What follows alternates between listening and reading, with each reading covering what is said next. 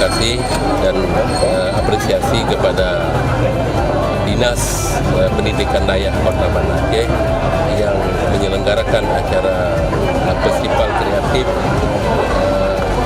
santri Kota Banda Aceh, se-Kota Banda Aceh antar dayak ya.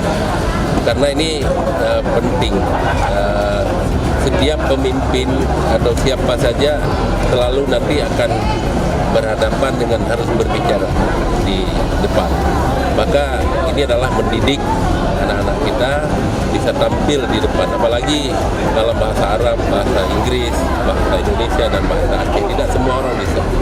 Yang kita harapkan santri-santri kita ini nanti suatu saat bisa, tidak hanya dia bisa berpidato di dalam negeri, tapi apabila diundang ke luar negeri, mereka bisa tampil. Itu yang kita harapkan.